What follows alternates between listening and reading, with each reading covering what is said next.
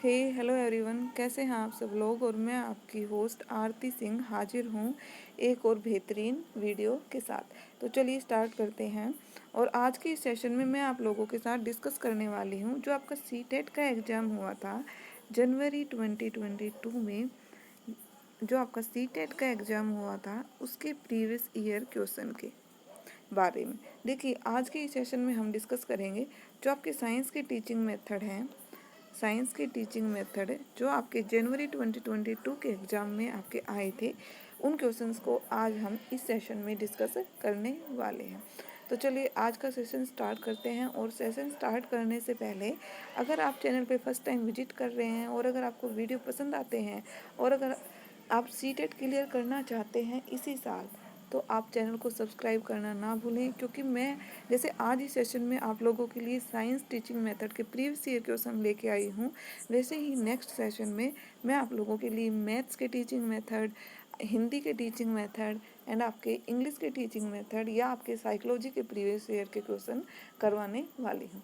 तो चैनल को सब्सक्राइब करना ना भूलें एंड वीडियो को कंप्लीट देखिएगा। ये आपके एग्ज़ाम के पॉइंट ऑफ व्यू से मोस्ट इम्पोर्टेंट रहने वाला है। तो चलिए स्टार्ट करते हैं। आपसे फर्स्ट क्वेश्चन में क्या पूछा गया है। फर्स्ट क्वेश्चन में आपसे पूछा गया है कि विज्ञान की पाठ्य पुस्तकें जैसे कि एनसीईआरटी की संबंध पाठ में अनुपूरक सूचनाएं जैसे कि दंत कथाएं, कहानियाँ और अनूठे तथ्य हमें मिलते हैं। इनके संदर्भ में निम्न में से क्या सही नहीं है। यानी कि आपको ध्यान रखना है पेपर में कि आपको क्वेश्चन में नहीं दिया गया है या फिर आपसे क्या पूछा गया है क्वेश्चन में, वो आपको ध्यान से पढ़ना है। देखिए, क्वेश्चन को आप अगर आप हिंदी मीडियम से दे रहे हैं या फिर आप इंग्लिश मीडियम से दे रहे हैं, अगर आपको हिंदी में क्वेश्चन नहीं समझ आ रहा तो आप एक बार इंग्लिश का ज़रूर देखिएगा। जैसे अब ये इसमें एक वर्ड गिवन है कि अनुपूरक सूचनाएं, ये बिल्कुल प्योर हिंदी में आपको वर्ड गिवन है एंड ये वर्ड समझने में आपको काफ़ी प्रॉब्लम होती है। तो आप एक बार इसका इंग्लिश वर्जन देखिएगा।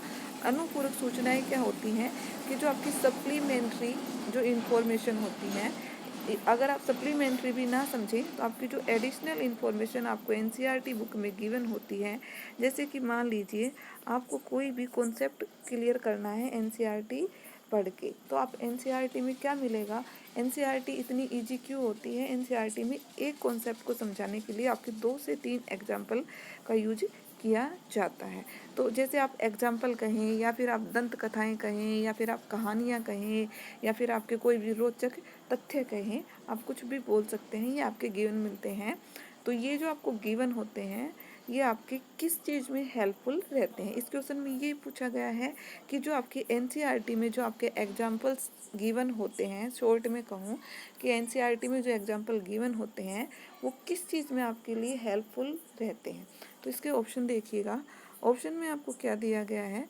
फर्स्ट ऑप्शन है कि ये बच्चों के लिए अनुपूरक पाठ्य सामग्री की कमी को पूरा करते हैं। अब अनुपूरक अनुपूरक का वही मीनिंग कि सप्लीमेंट्री जो आपकी सप्लीमेंट्री इंफॉर्मेशन होती है या फिर आपकी जो एडिशनल इंफॉर्मेशन होती है उसकी कमी को पूरा करता है। यानी कि किसी बच्चे को कोई कॉन्सेप्ट समझ नहीं आ रहा और उसको वो समझना है, तो वो एनसीईआरटी बुक में आपके 2 से 3 एग्जाम्पल आपको इजीली मिल जाते हैं, जिससे आप कि जो आपकी फुल रिक्वायरमेंट होती है वो फुलफिल हो जाती है। तो आपका फर्स्ट ऑप्शन बिल्कुल करेक्ट है।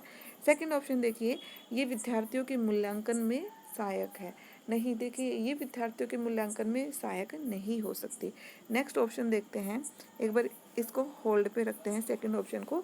थर्ड ऑप्शन देखते हैं, ये विद्यार्थियों की विषय में रुचि जागृत करने में सहायक हो सकती है।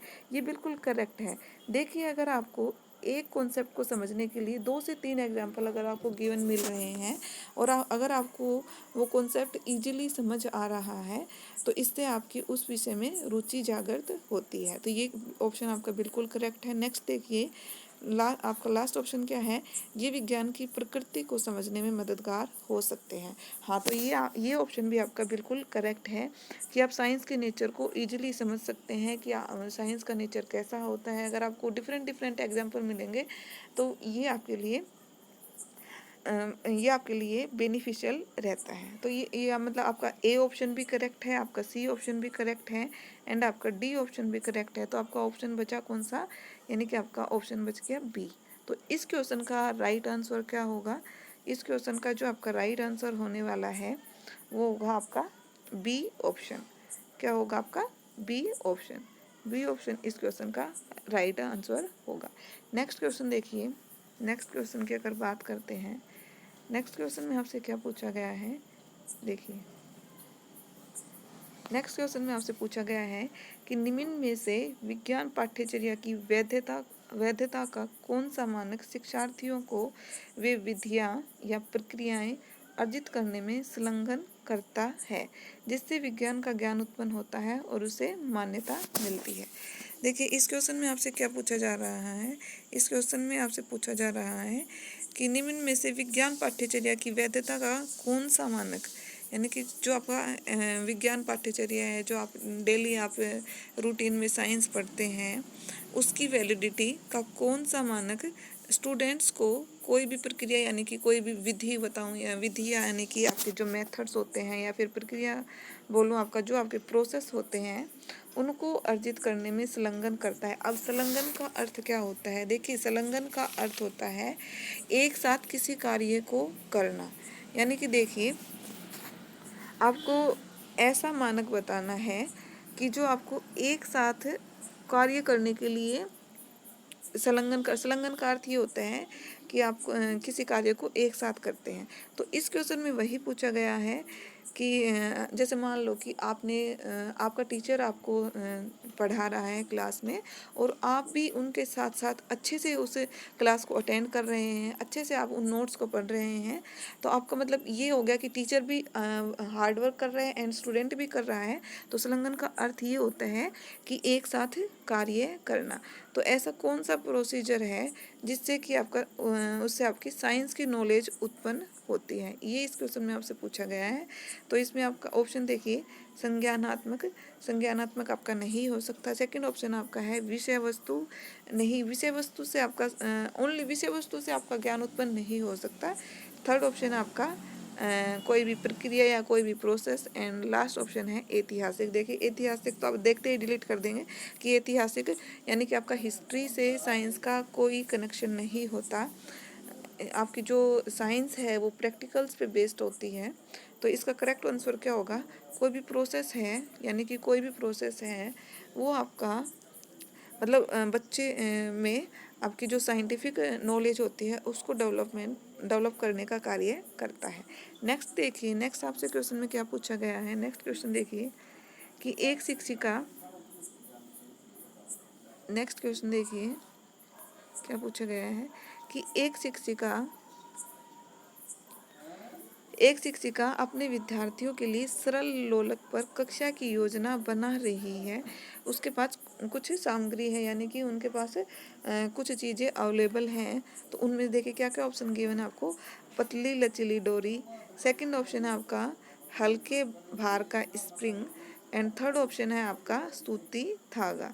तो इसमें से आपसे क्या पूछा गया है कि इन तीन ऑप्शन में से आप कौन सी सामग्री को सरल लोलक की डोरी के रूप में यूज कर सकते हैं, यानी कि आप इन तीनों में से किसको प्रेफरेंस देंगे सरल लोलक की आपकी वो डोरी बनाने के लिए।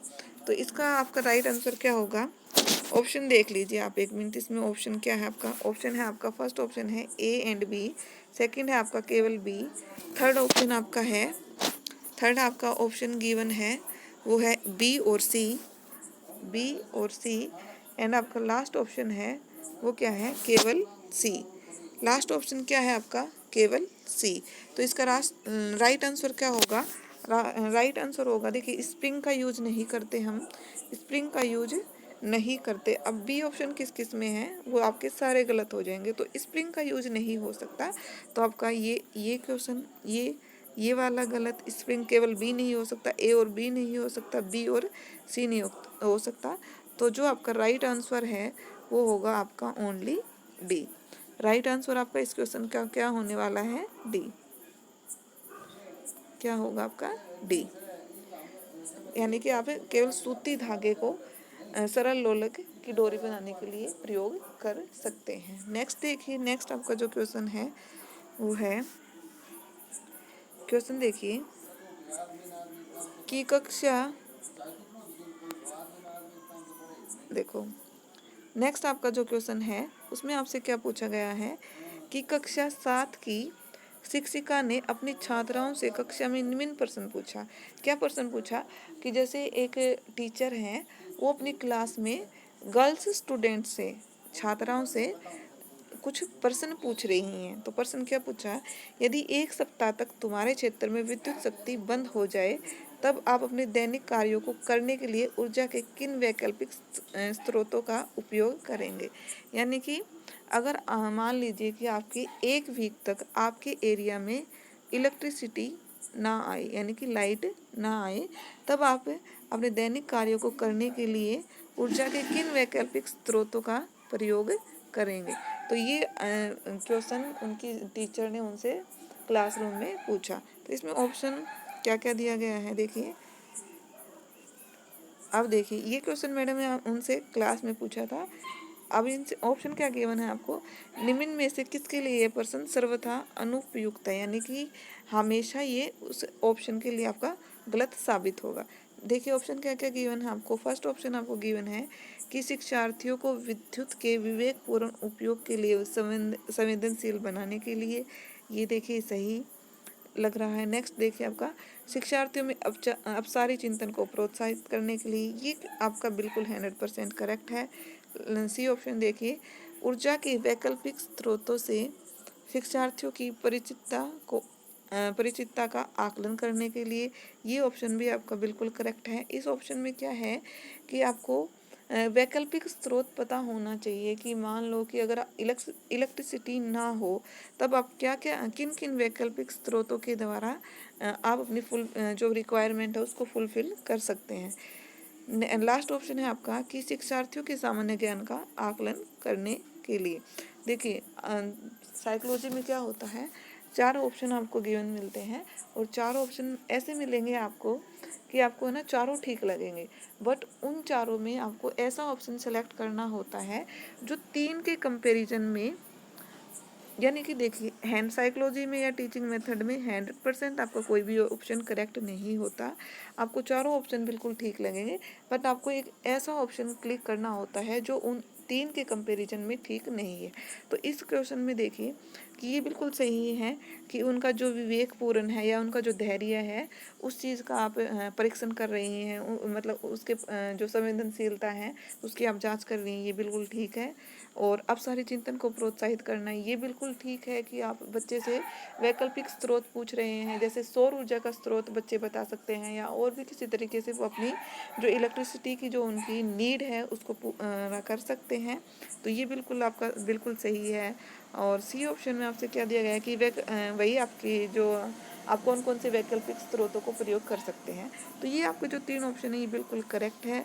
तो इसका आपका राइट आंसर क्या होगा कि इससे आप बच्चे के सामान्य ज्ञान का आकलन नहीं कर रहे, इससे बच्चे के आपका सामान्य ज्ञान, मतलब देखिए इस क्वेश्चन में सिर्फ लाइट का डिस्कस किया गया है, इलेक्ट्रिसिटी के बारे में डिस्कस किया गया है। तो इससे बच्चे की आपकी जो उसकी जीके का या जो आपका सामान्य ज्ञान है उसका आप आकलन नहीं कर सकते। तो इसका राइट आंसर होगा आपका ऑप्शन डी। नेक्स्ट देखिए, नेक्स्ट आपसे क्वेश्चन में क्या पूछा गया है कि देखिए नेक्स्ट आपसे क्वेश्चन में क्या पूछा गया है कि निम्न में से विवर्तांत प्रश्न की पहचान कीजिए। यानी कि विवर्तांत क्या होता है, आपके जो खुले सिरे वाले प्रश्न होते हैं या फिर मैं ये कहूँ कि जो अपसारी चिंतन वाले क्वेश्चन होते हैं वो आपको पहचानना है। देखिए फर्स्ट ऑप्शन क्या गिवन है आपको कि लुढ़काने और खिसकाने में क्या अंतर है, लुढ़काने और खिसकाने में आपका क्या अंतर है। सेकंड ऑप्शन है आपका, क्या द्रवों में गति करती वस्तुएं घर्षण बल का अनुभव करती हैं। यानी कि कोई भी जो आपका ऑब्जेक्ट है वो लिक्विड में अगर मोशन कर रहा है, मोशन में है, गति में है, तो क्या वो घर्षण बल का अनुभव करती हैं। सेकंड ऑप्शन देखिए, किसी नाव का धारा रेखीय आकार किसी गति में किस प्रकार मदद करता है। लास्ट ऑप्शन देखिए, क्या होगा यदि घर्षण बल का अस्तित्व ना हो। तो देखिए जो आपका ऑप्शन बी है, इसमें जो आपका ऑप्शन बी है, तो इसमें आप ऑप्शन बी में आप सोचिए कि आप इसमें यस या नो में आंसर दे सकते हैं। खुले सिरे वाले पर्सन ऐसे होते हैं कि जिनमें आप यस या नो में आंसर ना देके आप उसके 3 से 4 ऑप्शन या आप उसके 2 से ज़्यादा मेथड बता सकते हैं कि नहीं सर, अगर नहीं होगा, जैसे अब क्वेश्चन में इसमें बात करते हैं कि घर्षण बल का अनुभव करता है, तो इसमें आप आंसर देंगे कि हाँ यस सर घर्षण बल का अनुभव करता है। बट अगर बात करते हैं अगर हम ऑप्शन डी की, तो ऑप्शन डी में क्या है कि क्या होगा यदि घर्षण बल का अस्तित्व ना हो, तो ये बिल्कुल सही है। देखिए अगर घर्षण बल का अस्तित्व ना हो तो क्या हो सकता है अर्थ पे, आप मतलब डिफरेंट डिफरेंट स्टूडेंट आपको डिफरेंट जवाब दे सकता है। तो ये आपका बिल्कुल एक खुले सिरे वाला पर्सन है। तो जो इसका आंसर है इस क्वेश्चन का 85 का जो आपका आंसर होने वाला है वो होगा आपका डी ऑप्शन। नेक्स्ट अगर क्वेश्चन देखते हैं तो नेक्स्ट क्वेश्चन है, देखिए नेक्स्ट जो क्वेश्चन रहने वाला है वो है कि एक 7th कक्षा की शिक्षिका अपनी छात्राओं को समतल दर्पण द्वारा निर्मित प्रतिबिंब के गुण धर्म समझाना चाहती है। निम्न में से कौन सी गतिविधि इस प्रक्रम का आरंभ करने के लिए सबसे अधिक मददगार रहने वाली है। तो फर्स्ट ऑप्शन देखिए कि छात्राएं प्रतिबिंब निर्माण दर्शाते हुए किरण आरेख खींचती हैं। फर्स्ट ऑप्शन में आपको ये गिवन है। सेकंड ऑप्शन में आपको गिवन है कि छात्राएं समतल दर्पण के सामने विभिन्न स्थितियों पर विभिन्न बिंब रखती हैं और उनके प्रतिबिंबों के लक्षणों का अवलोकन करती हैं। यानी कि समतल दर्पण के सामने डिफरेंट पोजीशन पे वो आपके ऑब्जेक्ट को रखती हैं और उसका फिर ऑब्जेक्ट को रख के फिर जो आपकी इमेज आपको मिलती है उसको ऑब्जर्व करती हैं। नेक्स्ट देखिए, नेक्स्ट आपको ऑप्शन क्या गिवन है इस क्वेश्चन में। नेक्स्ट आपको जो गिवन है वो है कि छात्राएं पाठ्यपुस्तक में दिए गए परिदर्शी के आरेख का अध्ययन करती हैं। एंड आपका जो डी ऑप्शन वो है छात्राएं पिन होल कैमरे के सामने गतिविधि करती हैं और अपने अवलोकनों को लिपिबद्ध करती हैं। देखिए अब इनमें 4 ऑप्शन में से आप ऐसा कोई बेस्ट आंसर सोचिए जिसमें आप लर्निंग बाय डूइंग यानी कि करके सीख रहे हैं। तो अब करके किस ऑप्शन में सीख रहे हैं, देखिए इसमें क्या है कि छात्राएं पिन होल के सामने गतिविधि करती हैं और अपने अवलोकनों को लिपिबद्ध करती हैं, यानी कि कैमरे के साथ रख देती हैं। ये ऑप्शन मेरे को मतलब नहीं लगा ऐसा 100% में इससे सेटिस्फाई नहीं होती, ये इसका आंसर नहीं हो सकता।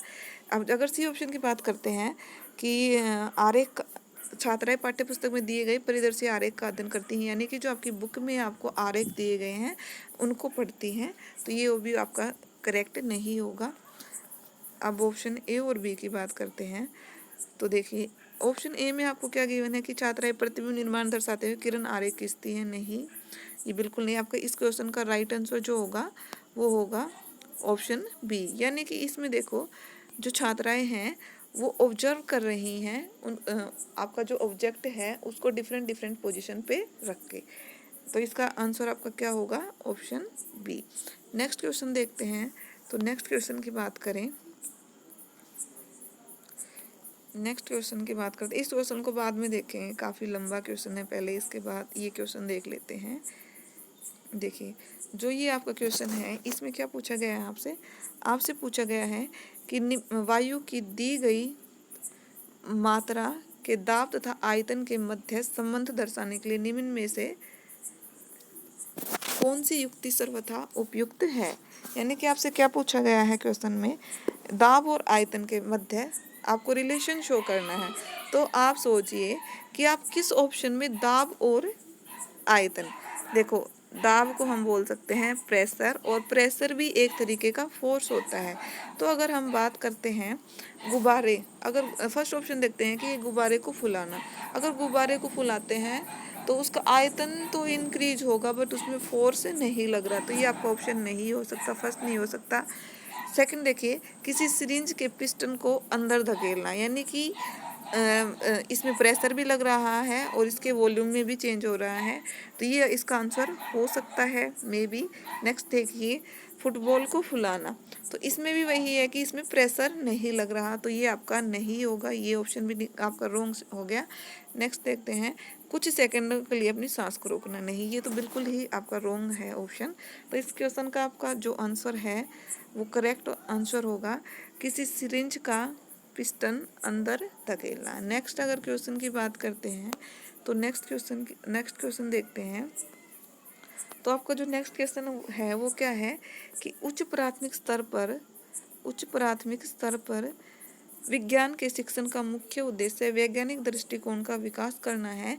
निम्न में से कौन विद्यार्थी में वैज्ञानिक दृष्टिकोण का आकलन करने का सूचक नहीं है। यानी कि उच्च प्राथमिक स्तर की बात करते हैं तो उच्च प्राथमिक स्तर यानी कि आपका 6th क्लास से लेके आपका 8th क्लास तक की बात कर रहे हैं। और आपके 6th क्लास से लेके 8th क्लास तक के स्टूडेंट में आपको क्या करना है, उनमें साइंटिफिक नॉलेज डेवलप करनी है। क्या करना है आपको, साइंटिफिक नॉलेज डेवलप करनी है स्टूडेंट में। तो आप ऐसा कौन सा इसमें ऑप्शन सही नहीं है जो बच्चों में साइंटिफिक एटीट्यूड डेवलप नहीं करता। देखिए, फर्स्ट ऑप्शन है आपका कारण कार्य संबंध को देखना। सेकंड ऑप्शन है परीक्षणों में प्रतिमान और संबंधों की बात करना। परीक्षण क्या होता है आपका, परीक्षण होता है आपका ऑब्जर्वेशन, यानी कि जो आपकी ऑब्जर्वेशन है, आपने किसी भी कॉन्सेप्ट को समझ के जो आपने ऑब्जर्वेशन डेवलप की है अपने माइंड में, आपने जो ऑब्जर्वेशन डेवलप की है अपने माइंड में, उसको प्रेक्षण कहा जाता है। ठीक है। और इसमें क्या है, ऑप्शन में क्या गिवन है कि प्रेक्षणों में प्रतिमान और संबंधों की पहचान करना।